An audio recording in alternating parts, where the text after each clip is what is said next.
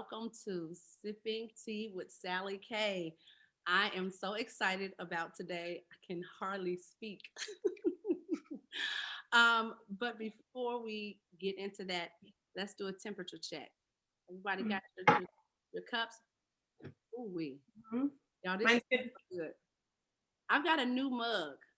A new mug. Oh, that's cute. It's called. It says "Be kind." Tell me what you all think. My daughter and I were out shopping, and I saw this mug and a whole bunch of other mugs that I absolutely love. And she said that I should pick a signature mug for the show every week and stick to it. And I thought, oh, that sounds cool. I guess for brand recognition, but it really goes against my personality of having the same thing all the time. I don't know. What do you think? You could get that brand of all those different sayings and have a new one each week. So maybe be kind, be patient, whatever the sayings are. All of the fruit of the spirit. Yeah, nice. That's why it's great when great minds connect. Just Mhm. problem solved. Yay! Detective Hurless, you solved the case. There we go. Teamwork makes the dream work. Teamwork makes the dream work, and so I'm excited to be able to speak with you. You two work on a dynamic team.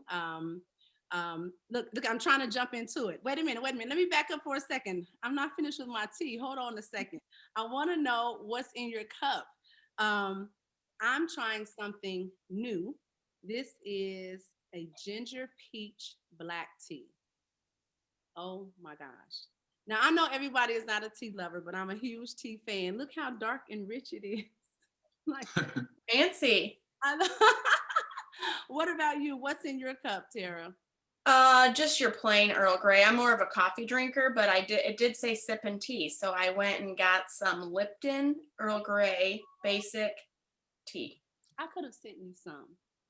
But I did add locally grown honey to it, so that's kind No, of a little no. I'm honored that you would even go and get some special tea, but I would have been honored to share my tea with you. Thank you. And what are you sipping on, Mr. Carter? Well, mine is actually a very specially brewed cherry Coca-Cola tea. Oh, okay.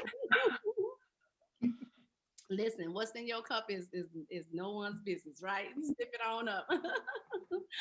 So today, okay, now I can get into it. Today, I'm so honored to have both of you here to talk with me and others about your work, your experience in law enforcement, specifically as it pertains to 2020. We are doing this Take Back 2020 challenge, and a part of that is it involves reflection of this past year, the trials, the ups and downs, but then some of the victories and what are some of the things that we've learned. And so, without further ado, I would like to introduce um, first Detective. I looked over at you, but I'm going to go over here. First, Detective Tara Hurless, who works for the University of Illinois. Thank you so much for coming. Thank you for having me. And I'm so nervous. I'm nervous because of this man right here. I do this all the time. Ooh, we I'm have harmless. I'm harmless. some was we have Sergeant James Carter, who also works for the University of Illinois. And so I'm honored to also have you join us. Thank you. Appreciate it. Both of you, thank you for your service and the work that you do. You both worked on an international case, actually. Um, Sergeant Carter was instrumental in finding the key evidence, really, that led to um, helping to solve this case. So, thank you for your keen eye for that. And many do not know that Detective Hurless was responsible for gathering all of the information, all of the data to put in a system to submit to the FBI. There's so many details that goes into what you do, and it truly takes a team. And people don't know all the ins and outs. So thank you so much for your tireless work on that case and so many others. You're welcome. Yep. Awesome. You just so modest and so calm. You're like, yes, thank you. You're welcome. How are you both doing today? Doing good. Uh, I can't complain at all. So happy to be here. The baby's down for a nap, so that's why Well, it's so quiet. Although if you can see over my right shoulder, we got a really ferocious lab taking a little nap too. So if a leaf blows by the window, he will be up and barking. So I apologize ahead of time. okay, so that means we have to watch our time. We have to watch for the baby and the dog. Yes. All right, let me jump right in. I'll start with you. Do you want to go by Detective Hurless or Tara? Just yeah. Tara, Mhm. what made you want to go into law enforcement? Well, to be honest, I actually am an alum from U of I as well. I went to the university from 2001 to 2005 to play soccer and to obviously get my degree. When I was at the point where you have to pick a major, you know, you can basically take all your gen ed classes, which is what I did until they said, okay, well, we have to figure out what it is you're going to do. I thought about criminal justice, but the university doesn't have that degree. Mm. And we have the community college here in Champaign, Parkland did, but to try to manage an undergraduate degree, a minor from Parkland, and being competing at the highest level for soccer, there's just no way I could do that. So what I did is try out sociology, psychology, and then I finally just kind of picked communications because you're using those skills every single day.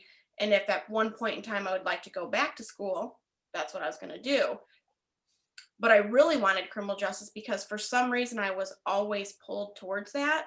I just graduated in communications, moved overseas, played professionally, moved back, and actually tested for Champaign Police Department. I didn't pass. And I have test anxiety. I don't do well at all.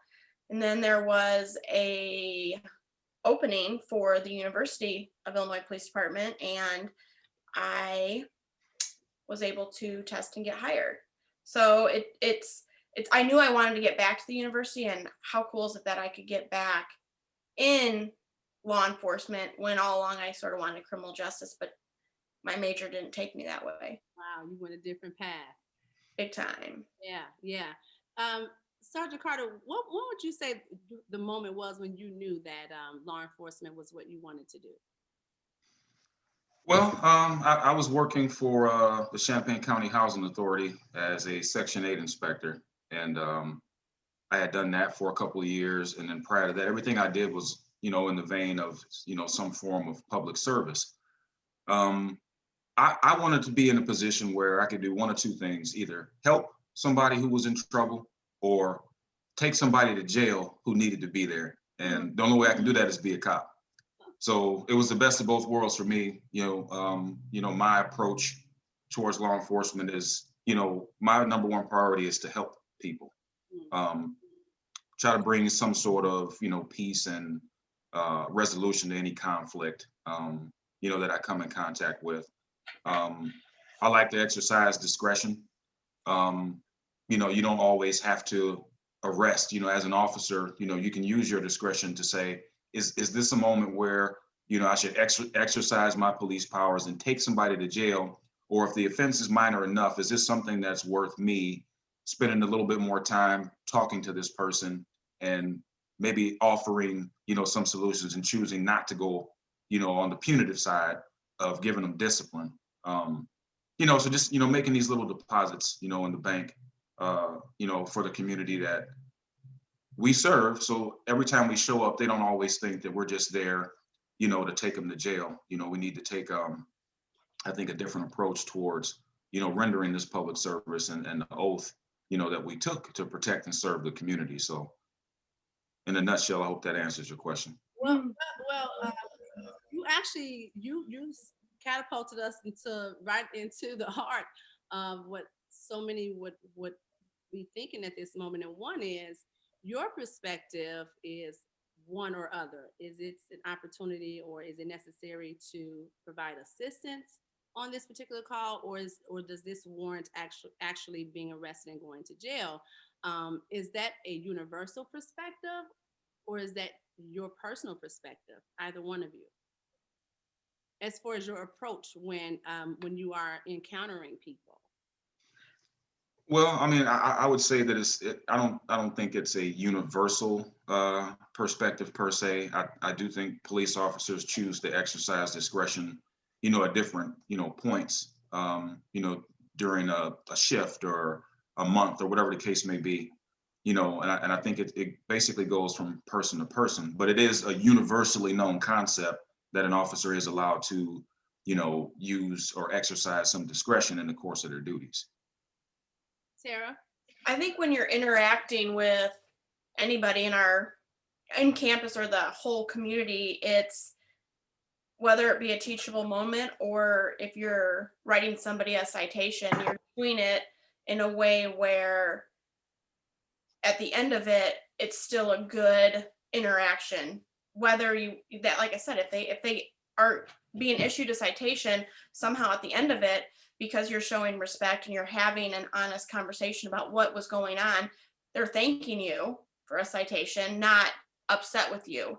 So I think my perspective of being an officer and having these interactions and relationships with the campus community, I want to be leaving a positive thought in their head, so that even though I may be getting out with you for whatever, you're jaywalking, let's just say that, I'm not coming down on you. We're using that as a teachable moment to maybe get a warning and say, hey, next time, make sure you're looking out for the safety of yourself and the safety of other people that are driving or riding their bikes on campus. And I think at the end of the day, if you leave a positive feeling with who you're interacting with, that's how you're creating and networking relationships within the whole community. Mm-hmm.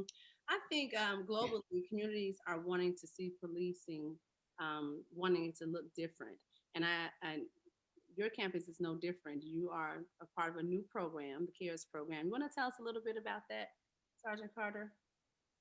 Oh, the Coast program. Oh, I said CARES. The I'm sorry, the COAST program. Forgive me. Yeah, Coast cares, so it works. COAST. That's what made me think about this, because I know a little bit about the program. Mhm. It really speaks to the type of policing that you two are speaking about. Hmm. Yeah, so Chief Carey, who came to us, this is basically a program that she started back at UMB. Um, so it's basically like two sides of it. There's a mental health side of it, and then there's a community, outreach or community engagement side of it. Lieutenant Landers is over the mental health side of it.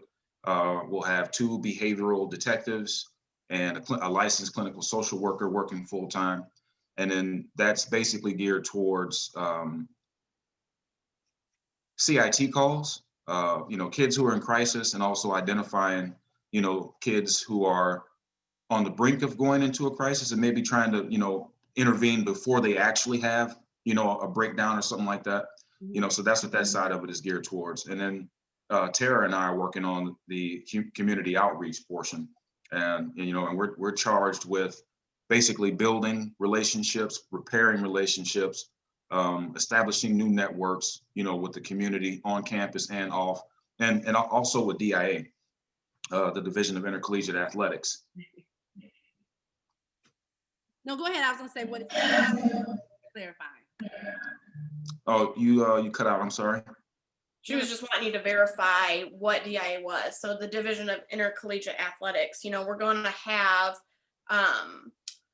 in hopes that someone will be traveling with basketball and football to sort of start out, but James and I are going to be the liaisons where, we're going to go to practices. We're going to make sure if they have any questions about if they do get a ticket or they have an interaction, they're not for sure, if they were scammed, how can you help me with this? How can I get my money back? Or how can I, put a stop on my credit card?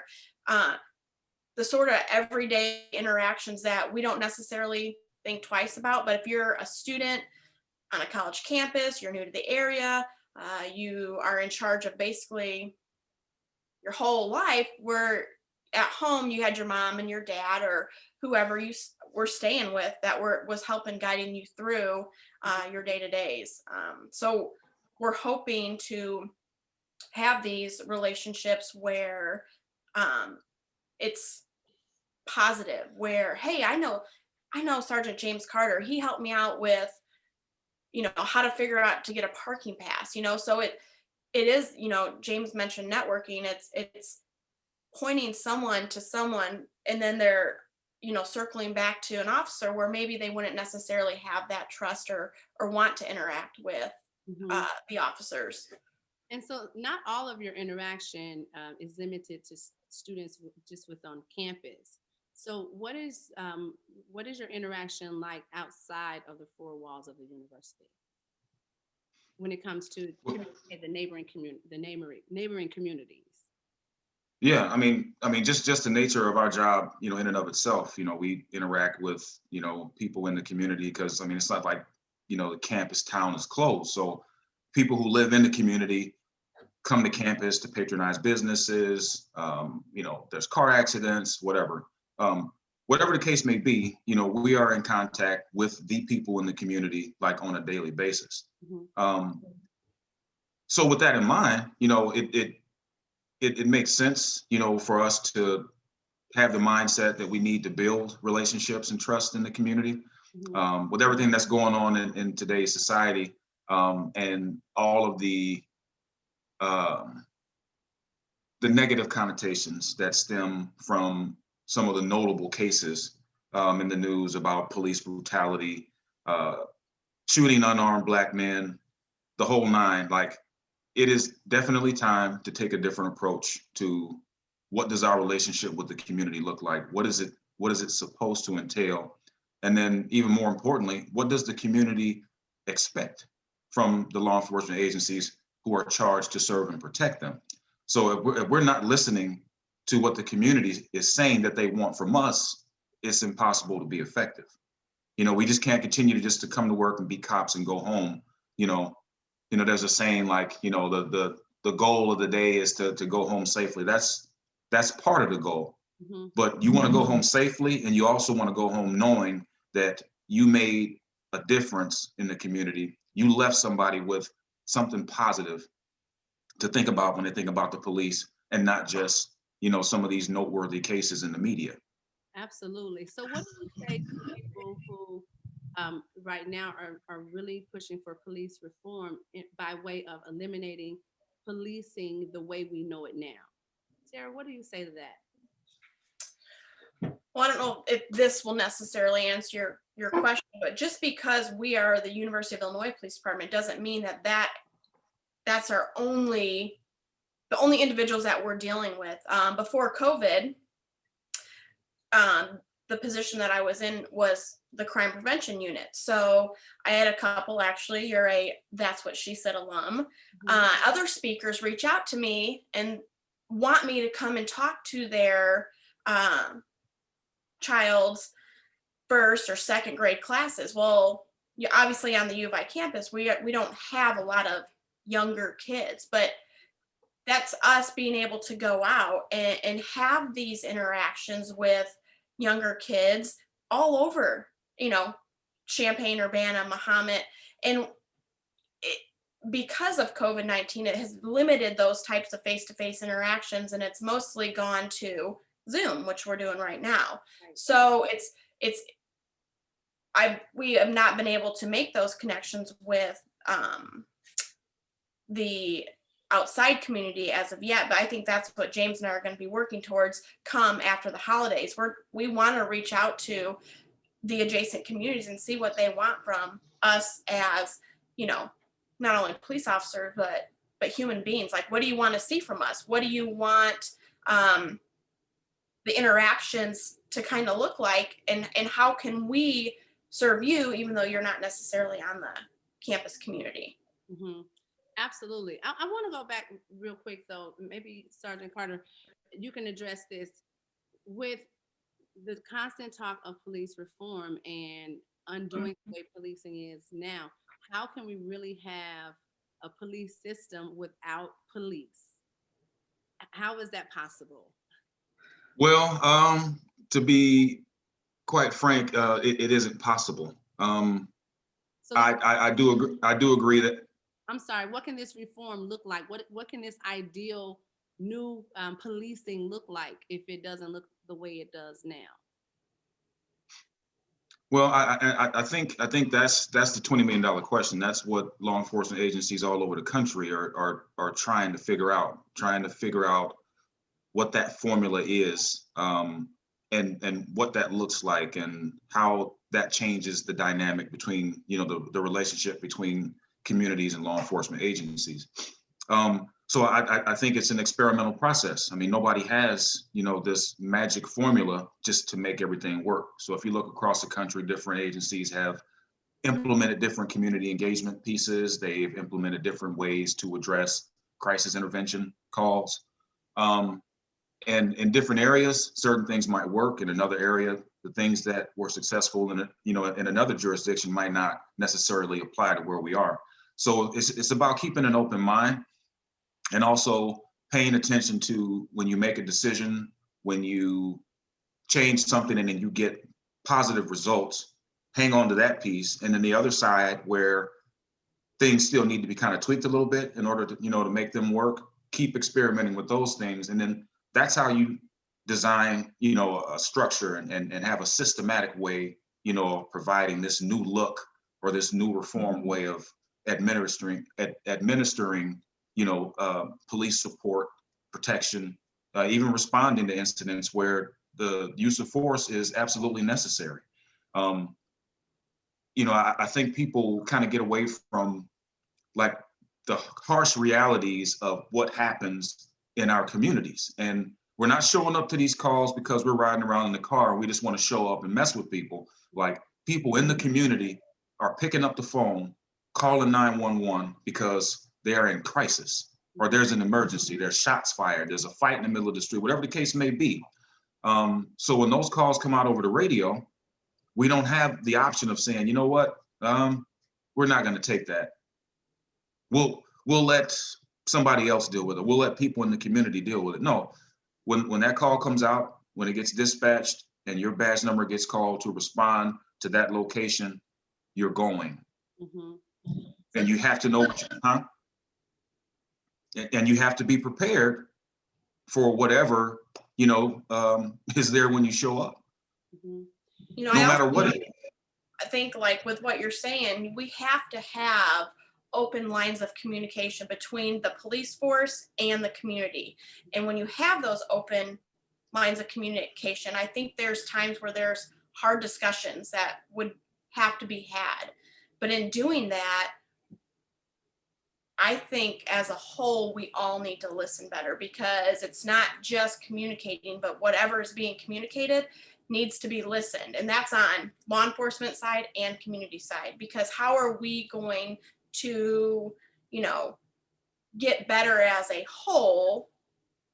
And, you're talking about the reform, if we don't have those two things with communicating and actually listening, because that's two totally different things. Yeah, and that type of a conversation comes from two different perspectives as well. And so sometimes what we hear can be so hurtful, to the one receiving, that we want to shut down, and we find it difficult to receive it. So Correct. Yeah, I agree with that. What has 2020 taught both of you? Well, I would say, like, in a nutshell, I started a new position in January. We were sent home in March. My wife got COVID, so she had to obviously quarantine, as did I, but we couldn't quarantine from each other because at that point we had a 14-month-old. And so we're both working from home with a 14-month-old.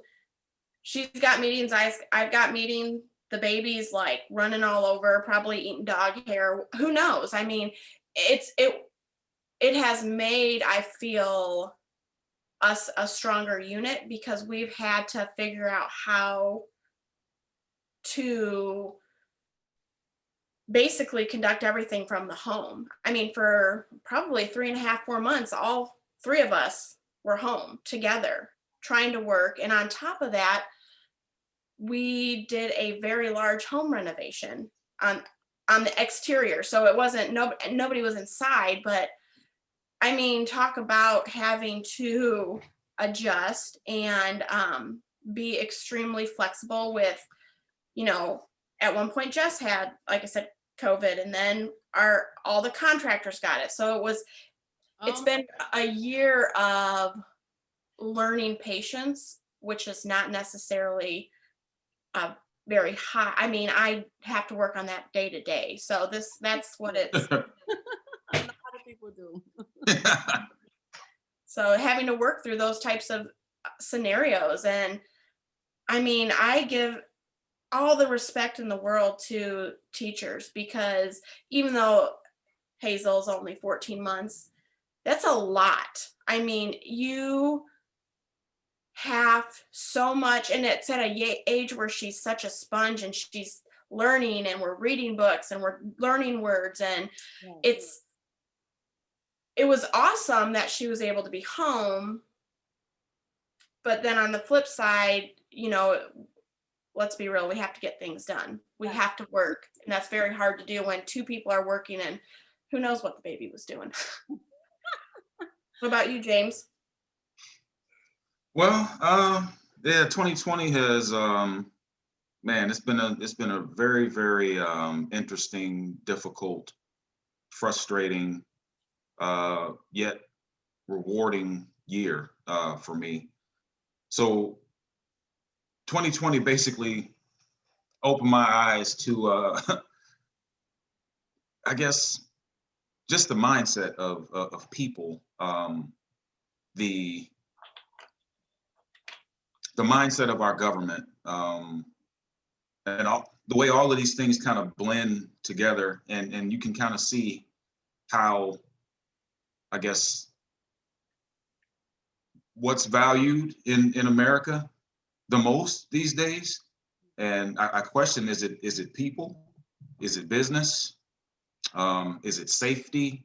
You know, I've wrestled with all of these terms in my head, and you know, so from day to day, you know, I kind of struggled a little bit, and I lost a little bit of faith, you know, in this society today. Just, you know, people not wanting to look out for each other, you know, and just having basic respect and care for other people.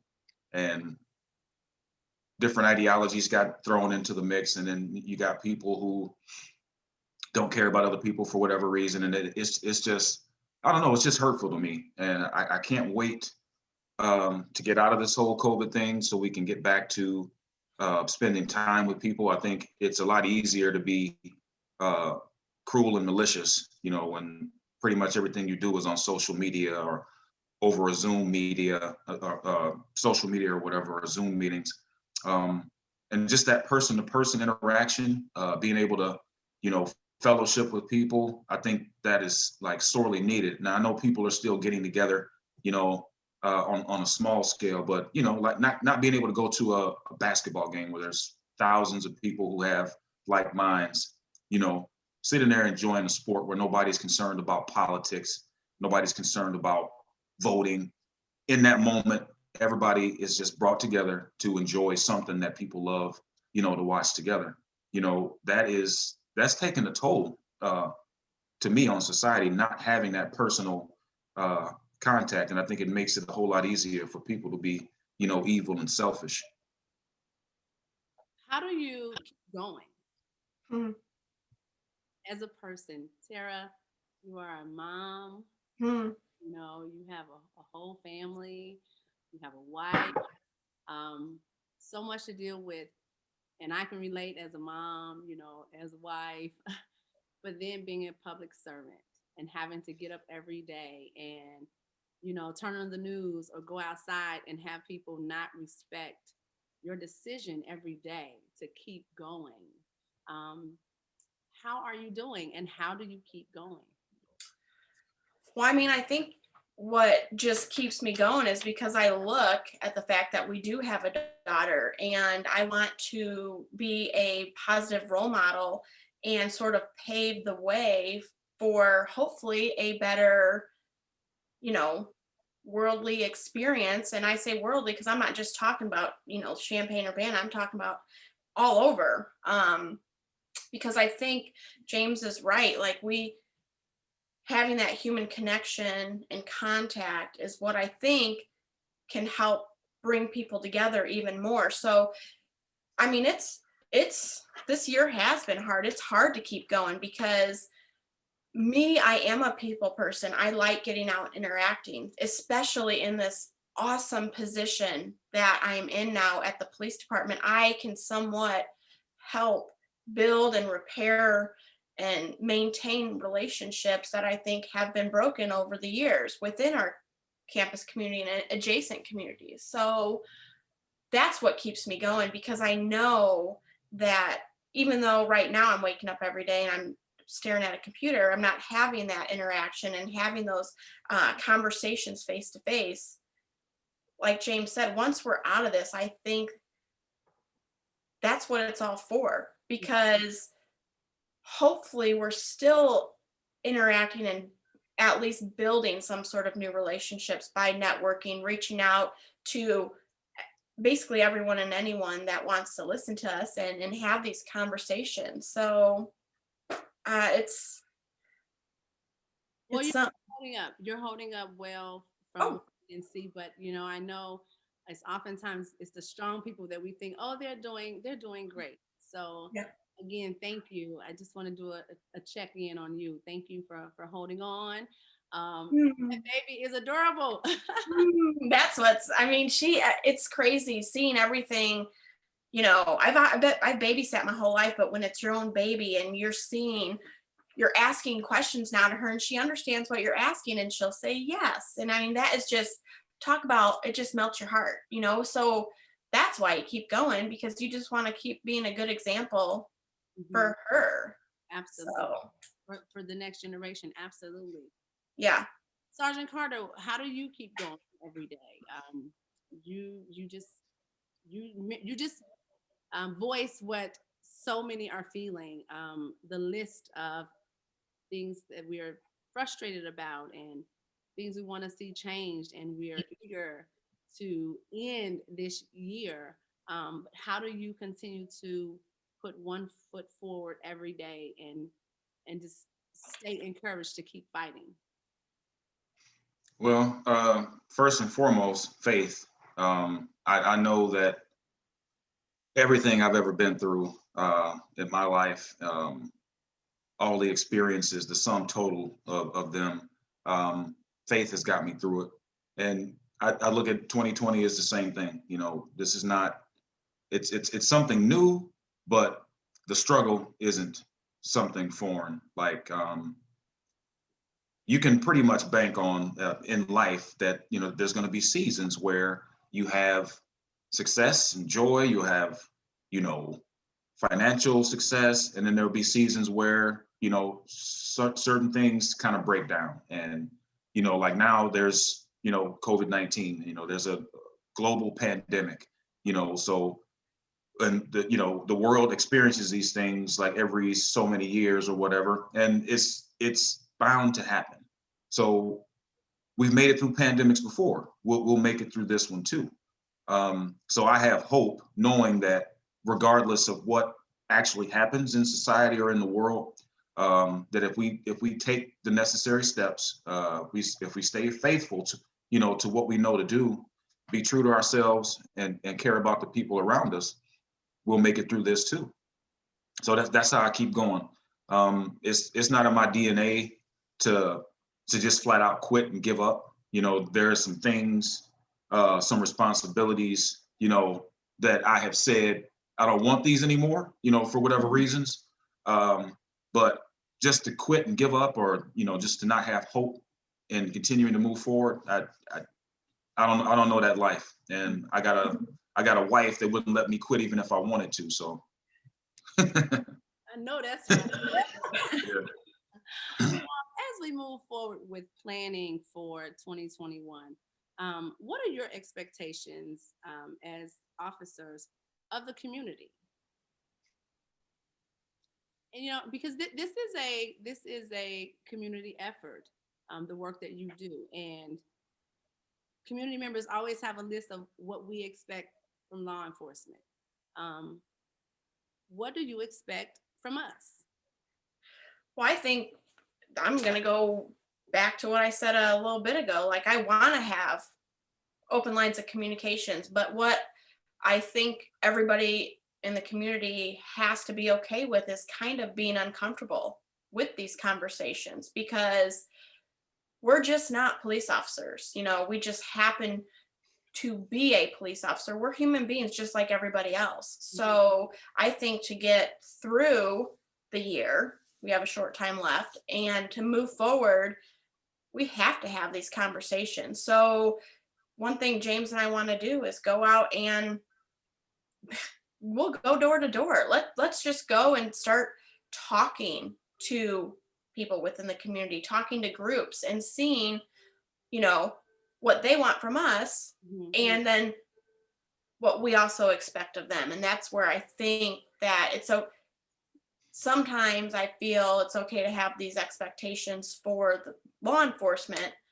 Um, but we also want to be able to communicate what ours are back to Mhm. that community, and realize that we don't have to always agree. Mhm.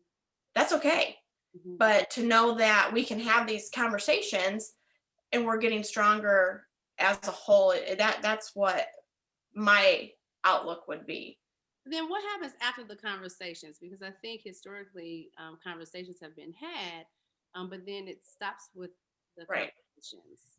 What? Well, we have to maintain those conversations, relationships, interactions.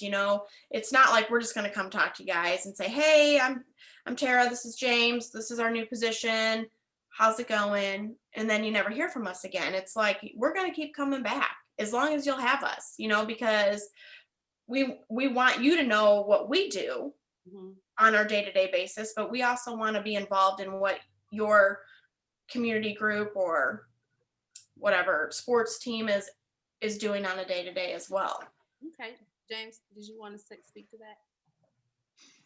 Yeah, I mean, as far as like expectations, for the community, I'm I'm a little hesitant to, kind of lay out what expectations I might have for people in the community, because we're the public servants.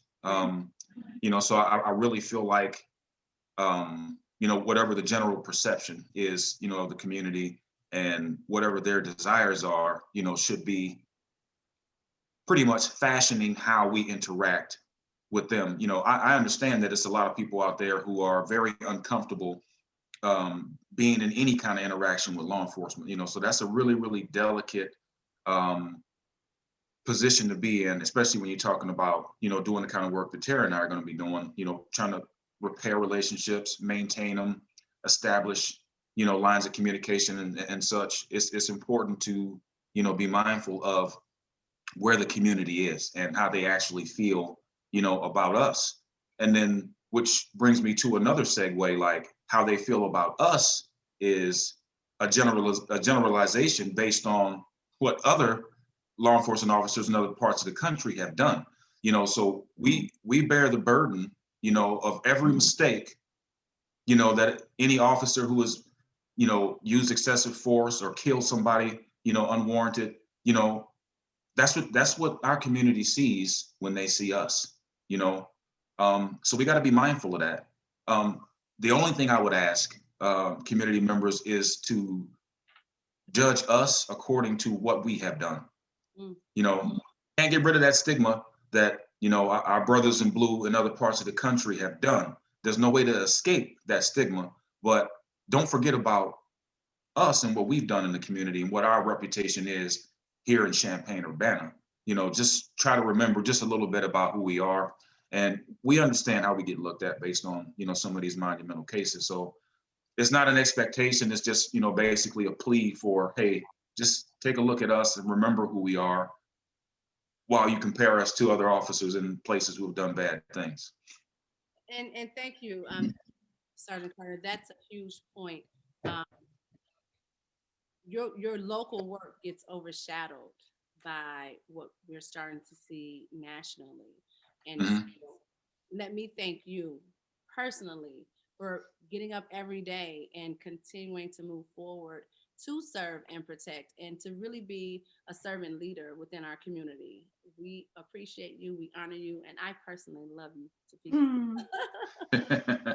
Thank you both so much. Tara, any last words for you? No, This is so great. I appreciate you taking the time out. Sergeant Carter, any last words? Anything you would like to say to the community? What do you want people to know about what you do and why you continue to do it? What do you have to say as we move forward to 2021? Yeah, I mean, I would say, moving forward, our agency has taken, the torch, towards reform. We understand that things can't be done the way they have typically been done in the past, and the voices of the community, have spoken, and every law enforcement agency across the country is and has to consider, what the community is asking of the law enforcement agencies.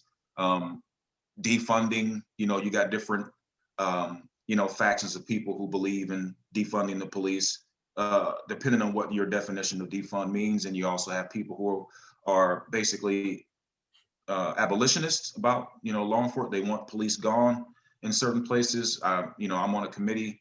There's a particular professor who wants cops off campus. Just take the cops off campus, and that'll solve all the problems that campus is having. I don't understand that concept, but I just want people to know that we are taking a different approach. We do hear the concerns of the community, and we will do our absolute best to render the services to the community in a better digestible form that they desire. So. Well, and you said it earlier, it takes time, right? And so Mhm. it's trial and error. As we see what works, you keep what works. What doesn't work, you discard and you continue to try. And so, my prayer is that the community, not just the local Champaign Urbana community, but as nationally, will be patient. And that's one of the fruit of the spirit. We really have to impart being patient with each other, being patient with the process, because no one has the answer, right? We're all working together to come out of this together. We're taking back 2020 and really going into the next year, into the next season with hope and togetherness and with a new mindset. That's really what Mhm. it's a new mindset. So thank you both so much for joining me today and for sipping with me. It was awesome. thanks for having me. Thank you so right. Yeah. Be kind. I love this. Be kind. Thank you so much. Enjoy the rest of your day. I will continue to lift you both up and pray for you, your department, and our entire law enforcement. We need you and we appreciate Mm. Thank Thank you. you.